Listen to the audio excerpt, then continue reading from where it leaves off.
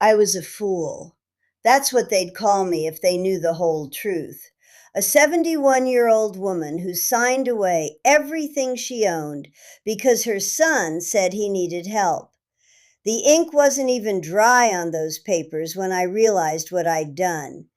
But by then it was too late. The house I'd lived in for 37 years, the one where I raised 3 children, where my husband took his last breath, where every corner held a memory, gone, just like that. And my son, he disappeared faster than smoke.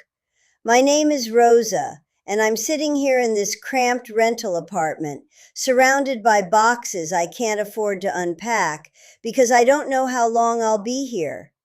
The walls are thin, the neighbors are loud, and every morning I wake up wondering how I became this person, how I became someone who gave away her home and got nothing but silence in return. It started 2 years ago. Miguel called me on a Tuesday. I remember because Tuesdays were when I did my grocery shopping, and I was just putting away the milk when the phone rang. "Mama," he said, and something in his voice made me sit down at my kitchen table. "I need to talk to you about something important." Miguel was my middle child, always the charmer, always the one with big dreams and empty pockets. He'd been married twice, divorced twice, and was working construction when work was available. His older sister lived in Phoenix with her own family, and his younger brother had joined the military and was stationed in Germany. Miguel was the only one who stayed close to home, the only one who visited regularly. "What is it, mijo?" I asked, already reaching for my purse because I knew this conversation would end with me writing a check.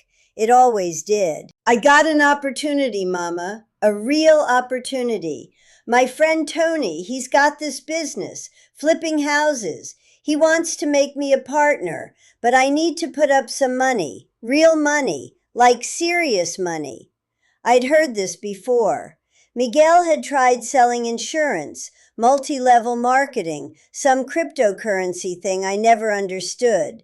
Each time he'd needed just a little help to get started. Each time the money disappeared and the opportunity turned into another sob story. "How much money are we talking about?" I asked, though I already knew it would be more than I had in my savings account. 50,000, he said quickly, like ripping off a bandage. "I know it sounds like a lot, but Mama, this is different. Tony's been doing this for 5 years. He's got 3 houses right now, and they're all selling for twice what he paid. This could change everything for me, for my family, for you too." Miguel had 2 kids with his first wife. Emma was 16 and little Carlos was 12. I didn't see them much since the divorce, but Miguel always said he was trying to provide better for them, trying to be the father they deserved. $50,000, I repeated. "Miguel, you know I don't have that kind of money just sitting around." "But you have the house," he said, and there it was, the real reason for the call. "Mama, that house is worth at least $200,000, maybe more. You could get a home equity loan, or maybe even sell it and move somewhere smaller, more manageable. You're always saying how hard it is to keep up with the yard work, how those stairs are getting difficult." He wasn't wrong about the stairs. My knees had been bothering me more lately, and the house did feel too big sometimes. But it was my house. The house where I brought my babies home from the hospital, where we'd had birthday parties and Christmas mornings, and where I'd held my husband's hand during his final days. "I don't know, Miguel. Let me think about it." "Mama, I wouldn't ask if it wasn't important, and it's not just for me. Think about it. If this works out, I could help you too. Maybe you could move into one of those nice senior communities, the ones with activities and people your age. You wouldn't have to worry about maintenance or being alone all the time." Being alone, that was the part that got to me. Ever since my husband passed 4 years earlier, the house had felt different, emptier. The silence was so complete sometimes that I'd turn on the television just to hear human voices.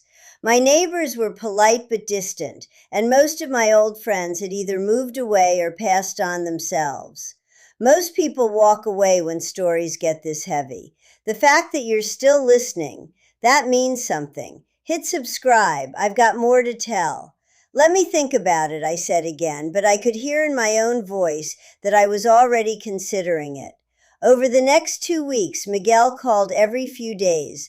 Not pushy, just checking in, asking about my arthritis, telling me funny stories about work, mentioning how Emma was doing in school. He even stopped by one Saturday to help me clean out the gutters, something I'd been putting off for months. "You know, Mama," he said as we sat on my back porch afterward, sharing a pitcher of iced tea, "I've been thinking, maybe we're approaching this wrong. Instead of you taking out a loan, what if you just signed the house over to me? That way I could use it as collateral for the business loan, but you could stay here as long as you want. Think of it like I'm taking care of the business side, so you don't have to worry about it." I should have seen it then, should have heard the alarm bells. But Miguel had always been good with words, good at making complicated things sound simple and reasonable. "I don't understand," I said. "How would that work?" "Well, legally the house would be in my name, so I could use it to secure the loan for the business. But nothing would change for you. You'd still live here, still take care of it, still make all the decisions about maintenance and everything. It would just be protected. And when the business takes off, we could put it back in your name if you want, or I could buy you that nice condo we talked about." Protected. That's the word he used. Like my house needed protecting from something. "What if something goes wrong?" I asked. "What if the business doesn't work out?" "Then nothing changes," he said, reaching over to pat my hand. "You keep living here like always. The only difference is that the paperwork has my name on it instead of yours. But it's still your home, Mama. I would never take that away from you." 3 weeks later, I was sitting in a lawyer's office, signing papers I didn't fully understand. Miguel had found the lawyer, had explained everything to him beforehand. The man was polite and professional, but he talked fast and used a lot of legal terms that went over my head. "Mrs. Gutierrez," the lawyer said at one point, "I want to make sure you understand that you're signing a quitclaim deed. This transfers full ownership of the property to your son. You won't have any legal claim to the house after this." I looked at Miguel, who squeezed my shoulder. "It's just paperwork, Mama, like I explained." "But I can still live there?" I asked the lawyer. "Well," the lawyer said, glancing at Miguel, "that would be between you and your son. There's nothing in these documents that guarantees your right to remain in the property." Miguel laughed, that easy laugh that had gotten him out of trouble since he was 5 years old. "Come on, she's my mother. Of course she can live there. We just need the legal ownership transferred for the business loan." I signed the papers, all of them. The deed transfer, the loan documents, everything. Miguel was excited, talking about how this was going to change our lives, how proud he was that I believed in him. He took me to lunch afterward at Denny's, my favorite, and we talked about his plans for the business, about maybe taking a trip together once everything was settled. For 6 weeks, nothing changed.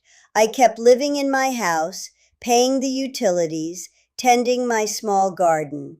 Miguel called regularly, updating me on the business, telling me how well things were going. Tony had found their first property, a small house on the east side that needed work but had good bones.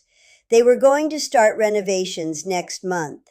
Then Miguel stopped calling. At first, I thought he was just busy. Starting a business takes time, and I knew he was working long hours. But when a week passed without hearing from him, I got worried. I called his cell phone, but it went straight to voicemail. I called his apartment, but the number had been disconnected. I drove to his apartment complex. The manager, a tired-looking woman with graying hair, told me he'd moved out 2 weeks earlier. No forwarding address, no notice, just packed up and left. That's when the panic started. That cold, sick feeling in my stomach that told me something was very wrong. I went to Tony's house. I'd never met him, but Miguel had given me his address once. The man who answered the door was younger than I'd expected, maybe 40, with paint-stained fingers and a confused expression. "Tony Rodriguez?" I asked. "Yeah, that's me." "I'm Rosa Gutierrez, Miguel's mother. I was wondering if you could tell me how the business is going, the house-flipping partnership." His confusion deepened. "Lady, I don't know what you're talking about. Miguel and I used to work construction together sometimes, but we're not partners in anything. I haven't seen him in months." The world tilted. Everything Miguel had told me, the entire story about the business opportunity, Tony wanting a partner, all of it was a lie. Someone once told me there are rules that change after 60. One of them says that sacrifice without boundaries isn't love, it's self-destruction. I wish I'd known that 30 years ago. If you want to know what those rules are, it's in the description. I drove home in a daze, my hands shaking on the steering wheel. When I got to my house, Miguel's house now, I reminded myself bitterly, there was a car in my driveway. A real estate agent's car with the magnetic signs on the doors. A woman in a navy blue suit was taking pictures of my front yard. "Excuse me," I called out, getting out of my car. "What are you doing?" She turned, looking surprised. "Oh, hello. I'm Sarah Chen from Westside Realty. I'm just getting some preliminary photos for the listing." "What listing?" "The listing for this property. We're planning to put it on the market next week." She consulted her phone. "Are you a neighbor? I know these sales can be disruptive, but we'll try to keep the showings to reasonable hours." I felt like I was drowning. "This is my house," I managed to say. "Oh," she said, looking at her phone again. "Are you Rosa Gutierrez?" "Yes." "I'm sorry, there must be some confusion. My client, Miguel Gutierrez, told me the property was vacant. He said his mother had moved to a retirement community." Retirement community. As if I was some feeble old woman who couldn't take care of herself. "Miguel is my son," I said, "and I never moved anywhere. I live here." Sarah's expression changed from professional politeness to concern. "Mrs. Gutierrez, I think there's been a misunderstanding. Let me call Miguel and see if we can sort this out." She tried calling him 3 times. Each call went straight to voicemail. "I'm sorry," she said finally. "I think I need to put this listing on hold until we can reach Mr. Gutierrez and clarify the situation." But the damage was done. I knew what was happening. Miguel had transferred the house into his name and was planning to sell it. He was planning to sell my home and disappear with the money, leaving me with nothing. I called a lawyer. Not the same one who'd handled the transfer. I didn't trust him anymore, but a different one I found in the phone book. An older man named David Martinez, who spoke Spanish and had kind eyes behind wire-rimmed glasses. "Mrs. Gutierrez," he said after reviewing the papers, "I'm afraid your son is the legal owner of this property. The quitclaim deed you signed transferred all your rights to him. If he wants to sell it, he can."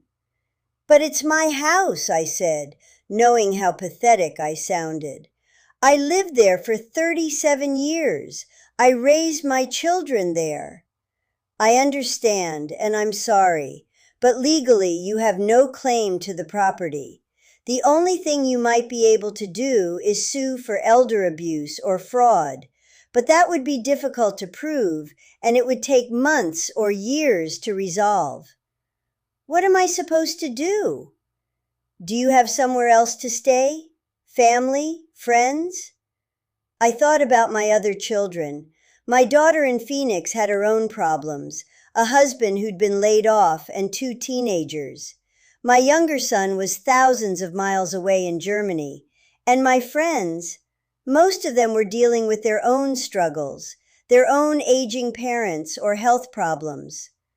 I don't know, I said. Mr. Martinez was quiet for a moment.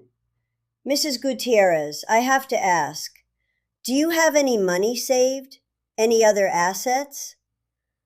A little bit in savings, I said. Maybe $8,000. He nodded grimly. That might be enough for a security deposit on a rental apartment, depending on what's available. A rental apartment.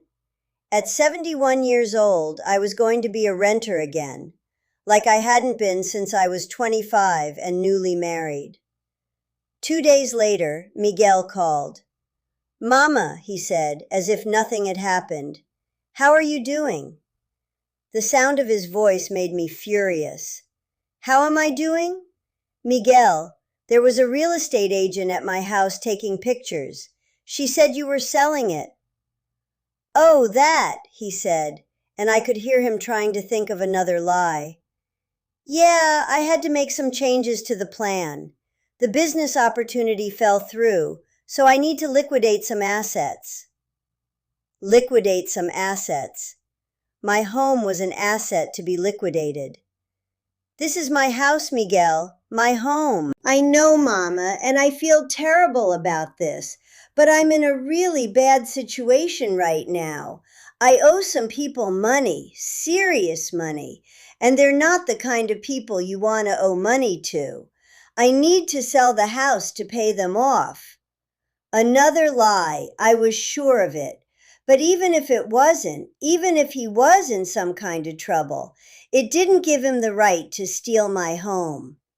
Where am I supposed to live? I asked. I've been thinking about that, he said. There are some really nice senior apartments in town, income-based, very affordable. I could help you apply. Income-based. He was telling me to go live in low-income housing while he pocketed the money from selling my house. I don't want to live in senior apartments, I said. I want to live in my house. Mama, be reasonable. The house is too big for you anyway, and with your knees, those stairs are only going to get harder. This could be good for you. A fresh start. A fresh start. At 71. How much money will you make from selling the house? I asked. Well, the market's pretty good right now. Sarah thinks we could get around $250,000. And how much of that will you give me? There was a long pause. Mama, I told you I have debts, serious debts. After I pay those off and cover the realtor fees and closing costs, there might not be much left. Might not be much left. He was planning to keep every penny. That's when I knew for certain that I'd lost my son along with my house. The Miguel I'd raised, the boy who used to bring me dandelions and tell me I was the prettiest mama in the world, was gone. In his place was a stranger who saw me as nothing more than an obstacle to his payday. Everything I learned about patience, about sacrifice, about trust, it's all in something called the 60-year rule.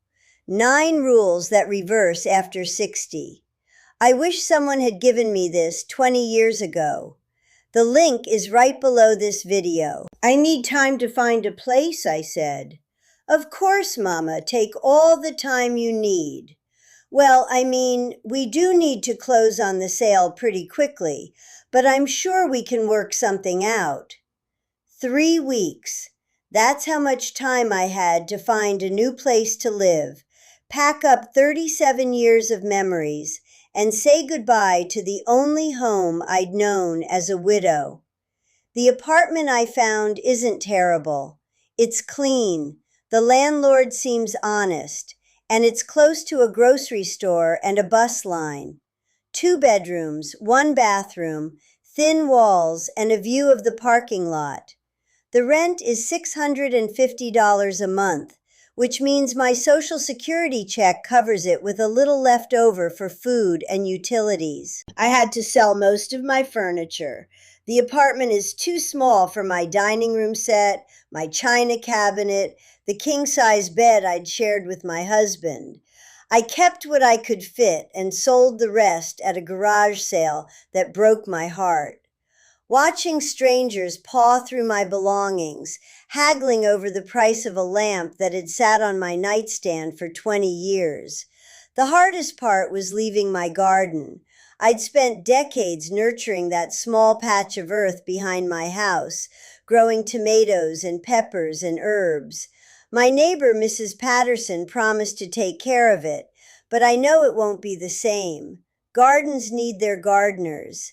Miguel never called to check on me during the move, never asked if I needed help, never offered to hire movers or even to come by and say goodbye to the house where he'd grown up. The closing happened on a Thursday. I know because I drove by that evening and saw the sold sign in my front yard. $267,000. That's what my house sold for. I found out from Mrs. Patterson, who heard it from another neighbor who knew someone at the title company.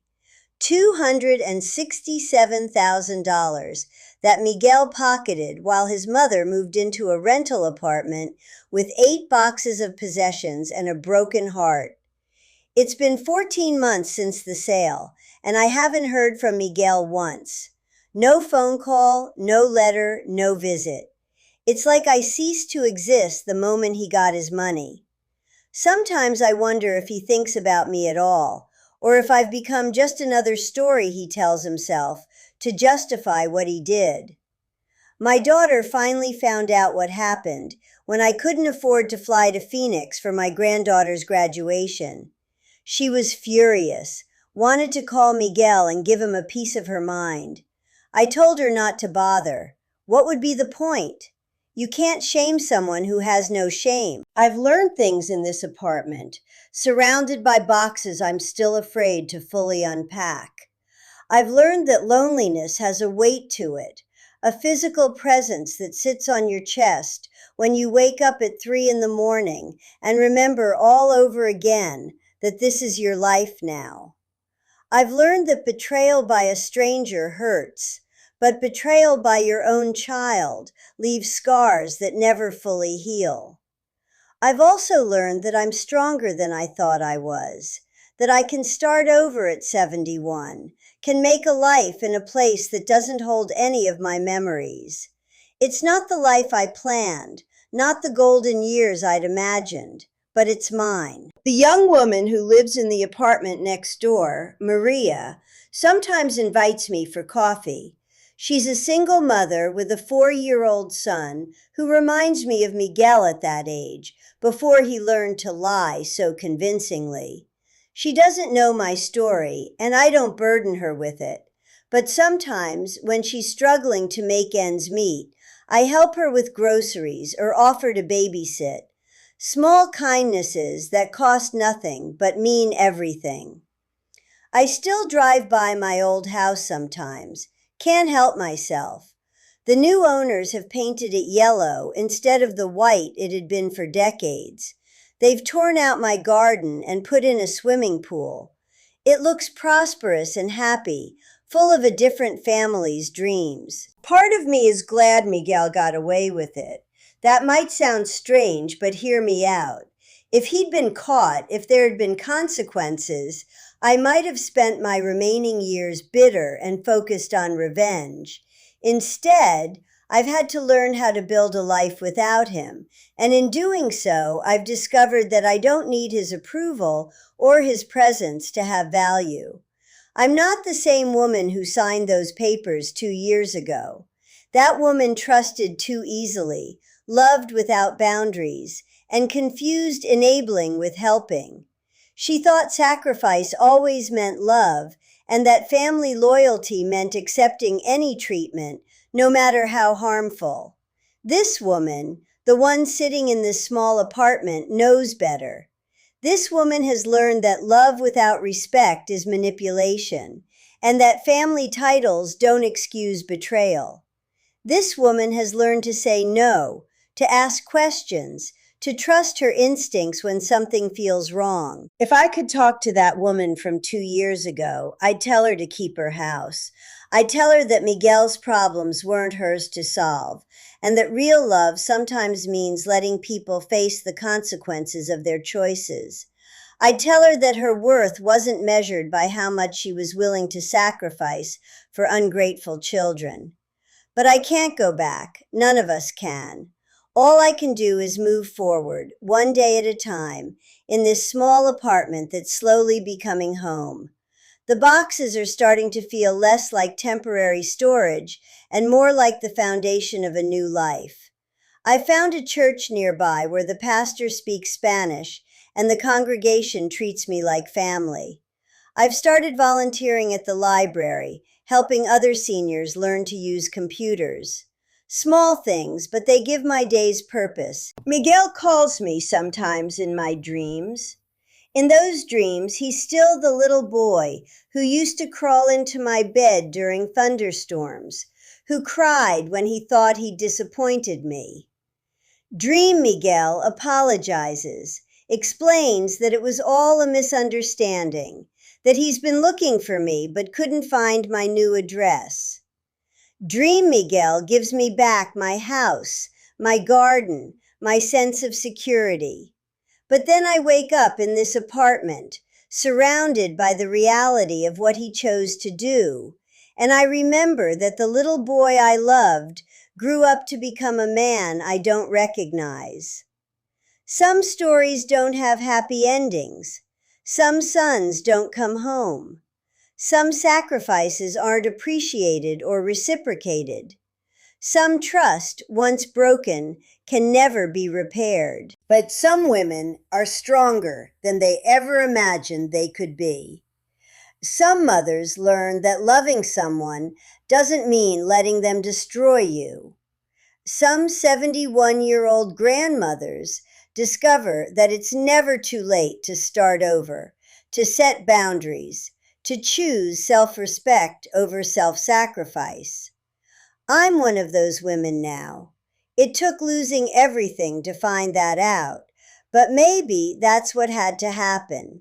Maybe I had to lose the house to find my backbone. Maybe I had to be betrayed to learn the difference between love and enabling. If you're listening to this and you recognize something in my story, if someone in your life is asking you to make sacrifices that don't feel right, trust that feeling. Ask questions. Get independent advice. Remember that real love doesn't require you to give up your security or your dignity. And if you're someone who has taken advantage of an older person's trust, if you've convinced yourself that it was justified or necessary, know that your actions have consequences beyond what you might imagine. You're not just taking money or property. You're stealing peace of mind, security, and sometimes the will to trust again. I still love Miguel. That's the part that surprises people when I tell this story. Love doesn't just disappear, even when it should. But I love him from a distance now, with boundaries and self-protection. I love the memory of who he used to be, while acknowledging the reality of who he chose to become.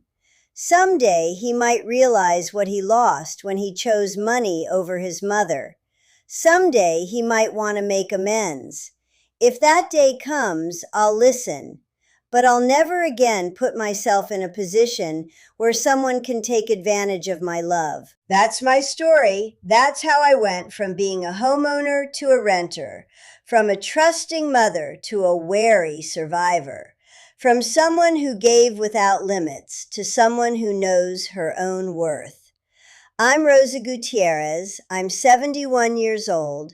I live in a small apartment with thin walls and a view of the parking lot.